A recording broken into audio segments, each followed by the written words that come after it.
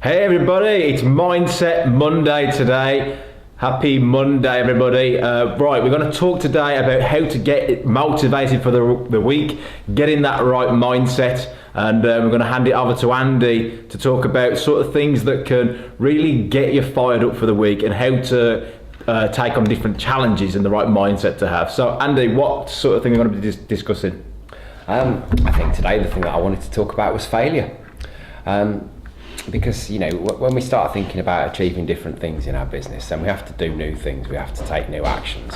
But the point is this, what I tend to find with a lot of people is that the way that they're framing failure isn't actually helping them to move forward and go and change the way they're doing things. So I think that should be the topic for today's session. Okay. Framing failure, then what do you mean by that? Yeah, well, so I tend to ask people when I'm running seminars and what have you, so how would you define failure? And just think about that for a moment. How would you define failure? Because a lot of people actually turn around and say, not achieving a goal.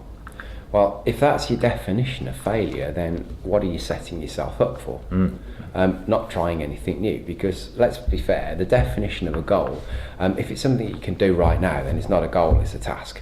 A goal is something where you actually have to go and learn new stuff, think new thoughts, to take new actions. So if we're not setting up those goals, which we might have a risk of not achieving, then we're not going to take new actions in the first place. So I think it's pretty important for me to examine the mindset behind that. And actually, if you look at the social conditioning that we've been through, we got fed into this system at 5 years old, 9 o'clock on a Monday till 5 o'clock on a Friday, where actually we were set up for this one important date where somebody parked us in an exam room for an hour and a half, and we either passed or failed. That's right, yeah. So what did that actually instill for most of us? This fear of failure. And how often do you hear people talking about fear of failure?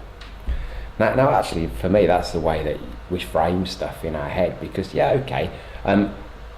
output of an exam might have been a failure in pass or fail terms, but actually what that really is feedback, isn't it? Yeah. Because what it's saying is that something in our strategy to approach that exam didn't work for us. So we need to go back and examine, did we need to learn different stuff? Did we need to revise it better? Were there gaps in our knowledge? What different actions could we have taken to have passed that exam? So the failure thing for me, that isn't really the right definition. Because we take the exam, we don't get the result we wanted, we need to adopt a different strategy to get there. So. Okay, so for a business owner out there this week, what sort of things should they be doing differently in their actions? You're talking about mindset here and going out to, should they be looking for things to fail at more often, or should they be... Absolutely, fail fast, right? Because really, what are we talking about? The only failure is actually the failure to go and have a go. Because if we don't have a go, then we're destined to take the same actions over and over again. So repeat the results we're already getting. So go out and fail fast. Because actually, if you think about it, what happens is we tend to set ourselves up with fear, and fear is. Well, there's lots of different acronyms for fear, aren't there? But failure expected and realised. False expectations appearing real. How many times we've written the story about something that we thought we were really scared of, and then it's got so painful we've had to go and do it, and then it's what's all the fuss about. So we've got to go out and take new actions and not be scared of them. Now this is where a really important concept comes in, and we call it perturbation. So you've probably heard of being perturbed, right? Yeah. So perturbation is where, if you can imagine this glass of water on the stove, or pan of water on the stove, we start to apply heat to it, and over a period of time bubbles start to form in the water. Now it's creating lots of energy. The bubbles are pushing up on the surface of the water, but there's also air pressure pushing down.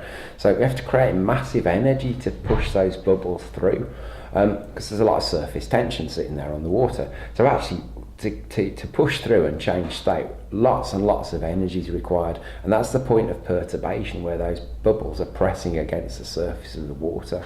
So if you think about it, this is what a change situation is all about. We step up to this point of perturbation where we have a choice to either keep the heat on, in that analogy that I've just talked about, or turn the heat back down. And if fear kicks in, then the chances are we're going to turn the heat back down again, which means that we'll go back to how we were.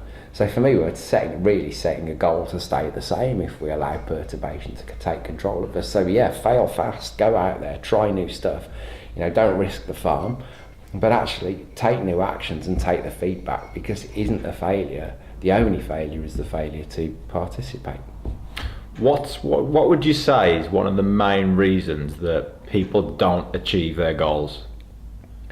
I think there's a number of reasons, aren't there? The first one is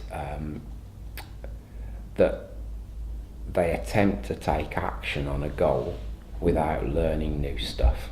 Right. So we already defined a goal as something which you need to grow into. Okay. If it's something you can do right now, it's a task. So setting up a goal without going and do the directed learning to actually find out how to achieve it. So we're acting towards something that we don't know how to do, still with a level of incorrect knowledge. Okay, when you put that back into the perturbation side as well, let's say that we have a new goal and we put the heat on, we really want to get there. I guess that the idea of coaching, I always go back to this idea of consulting and coaching. Consultants giving the information out there, and then sometimes they'll go and do it as well. But with a coach, it's like it really distinct, because you are adding that perturbation aspect to it. You are putting the heat on with them. Yep. That the client comes to you and they'll say, okay, I really want to get there. Well, how badly do they want to get there? Because as soon as it starts getting hot in their business, that's right. Are they actually going to do it? That's right. Yeah. Absolutely. Yeah, I mean, it's my job, isn't it, to recognise those points of perturbation in the client, and actually keep the flame on, keep pushing them through, and make sure that the gaps in the knowledge that I was talking about are actually closed up, so they've can act with better knowledge and take better actions as a result. Yeah. Cool. Okay, well, that certainly puts me in a good state of mindset to start thinking about things differently. Keep the pressure on, keep that heat on, and break through. Guess you talk about the break through the comfort zones as well here, aren't you? Absolutely. Yeah. Yeah. It's growing into a new comfort zone, and then growing again. Absolutely. Yeah. Great stuff. Okay, so write in the comments, what sort of comfort zones are you in right now? And what are you going to do to actually take an action to break through those comfort zones into that new comfort area? Yeah.